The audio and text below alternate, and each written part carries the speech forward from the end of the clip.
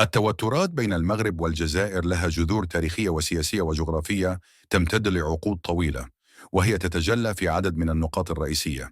الأولى، دعم الجزائر لجبهة البوليساريو.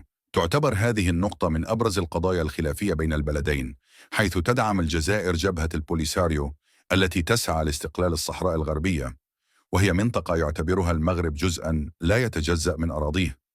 ثاني، إغلاق الحدود منذ عام 1994 في أعقاب هجوم إرهابي في مدينة مراكش عام 1994. ألقى المغرب باللوم على الجزائر، مما أدى إلى إغلاق الحدود البرية بين البلدين. هذا الإغلاق ساهم في زيادة التباعد بين الشعبين وعطل التعاون الاقتصادي. التنافس على النفوذ الإقليمي. يسعى كل من المغرب والجزائر لتعزيز نفوذهما في منطقة شمال إفريقيا، وهو ما يخلق تنافسا حادا في القضايا الإقليمية، بما في ذلك العلاقات مع دول الساحل والصحراء. الرابع، اختلاف الأنظمة السياسية. يعكس النظام السياسي في الجزائر طابعا جمهوريا بنزعات اشتراكية مستمدة من إرث الثورة الجزائرية، بينما يتبع المغرب نظاما ملكيا يحافظ على تقاليده مع انفتاح نسبي.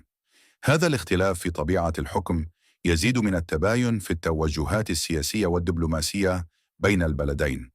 هذه العوامل مجتمعة تفسر حالة التوتر المستمر بين الجارتين رغم الروابط التاريخية والثقافية التي تجمع شعبيهما.